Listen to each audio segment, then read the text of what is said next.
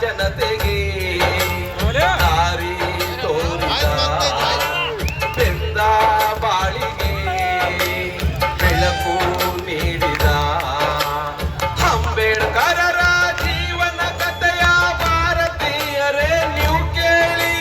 ವಿಶ್ವ ಮಾನವನ ಸಾಹಸಗಾಥೆ ದೇಶಭಕ್ತರೇ ನೀವು ಕೇಳಿ.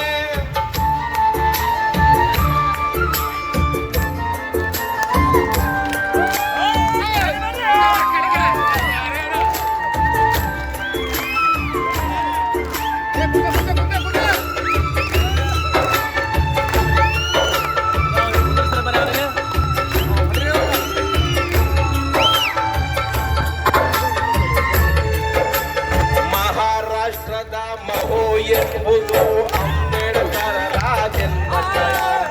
ಏಪ್ರಿಲ್ 14ನೆಯ ದಿನ ಬಾಬಾ ಸಾಹೇಬರ ಜನ್ಮದಿನ.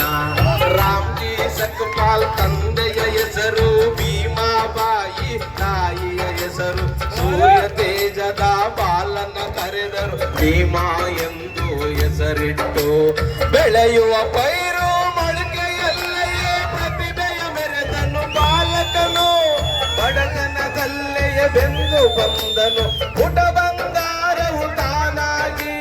ನೊಂದ ಜನತೆಗೆ ದಾರಿ ತೋರಿದ ಬೆಂದ ಬಾಳಿಗೆ ಬೆಳಕು ನೀಡಿದ ಅಂಬೇಡ್ಕರರ ಜೀವನ ಕಥೆಯ ಭಾರತೀಯರೇ ನೀವು ಕೇಳಿ. ವಿಶ್ವ ಮಾನವನ ಸಾಹಸಗಾಥೆ ದೇಶಭಕ್ತರೇ ನೀವು ಕೇಳಿ.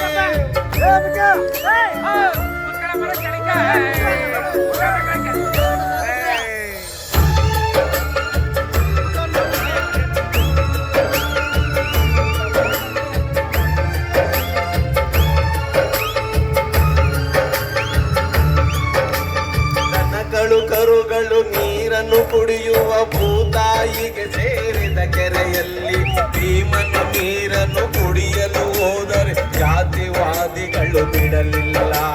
ದೂರದ ಊರಿಗೆ ತಂದೆಯ ನೋಡಲು ಗಾಡಿಯ ಪಯಣದಿ ಹೋದಾಗ ಗಾಡಿಯ ಸವಾರ ಜಾತಿಯ ತಿಳಿದು ಭೀಮನ ಭೂಮಿಗೆ ನೂಕಿದನು.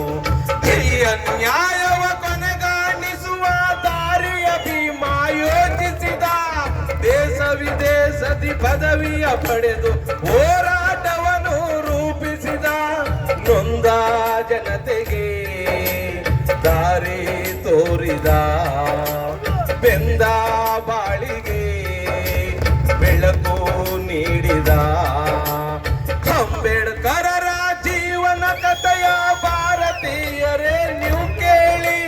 ವಿಶ್ವ ಮಾನವನ ಸಾಹಸಗಾಥೆ ದೇಶಭಕ್ತರೇ ನೀವು ಕೇಳಿ. ಶೋಷಿತ ಸಮುದಾಯಕ್ಕೆ ನ್ಯಾಯ ಕೊಟ್ಟವ್ರು ಯಾರು? ಶೋಷಿತ ಸಮುದಾಯಕ್ಕೆ ನ್ಯಾಯ ಕೊಟ್ಟವ್ರು ಯಾರು?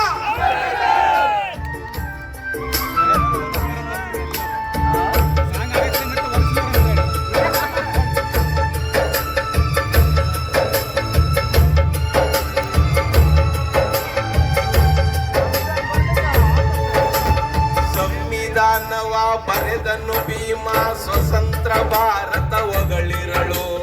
ಅಸ್ಪೃಶ್ಯತೆಯನ್ನು ತೊಡೆದನು ಭೀಮ, ಮತಾಂತರಗಳು ನಡುಗಿರಲು. ಜಾತಿ ವಿನಾಶಕ್ಕೆ ದಾರಿ ಎಂದು ಬೌದ್ಧ ಧರ್ಮವ ಸೇರಿದನು. ನವ ಸಮಾಜವ ಕಟ್ಟುವ ಕನಸ ಜನಮನದಲ್ಲಿ ಬಿತ್ತಿದನು. 56ನೇ ಡಿಸೆಂಬರ್ 6 ಬೆಳಕು ಹಾರಿತು ಭೂಮಿಯಲ್ಲಿ. ದಲಿತ ಜನತೆಯೇ ತಬ್ಬಲಿಯಾಯಿತು ಬಾಬಾರ ಪರಿನಿರ್ವಾಣದಲ್ಲಿ. ನೊಂದ ಜನತೆಗೆ ದಾರಿ ತೋರಿದ ಬೆಂದ ಬಾಳಿಗೆ ಬೆಳಕು ನೀಡಿದ ಅಂಬೇಡ್ಕರರ ಜೀವನ ಕಥೆಯ ಭಾರತೀಯರೇ ನೀವು ಕೇಳಿ.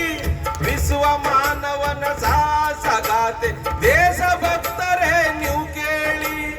ಅಂಬೇಡ್ಕರರ ಜೀವನ ಕಥೆಯ ಭಾರತೀಯರೇ ನೀವು ಕೇಳಿ. ವಿಶ್ವ ಮಾನವನ ಸಾಹಸಗಾಥೆ ದೇಶಭಕ್ತರೇ ನೀವು ಕೇಳಿ. ಜನತೆಗೆ ದಾರಿ ತೋರಿದ ಬೆಂದ ಬಾಳಿಗೆ ಬೆಳಕು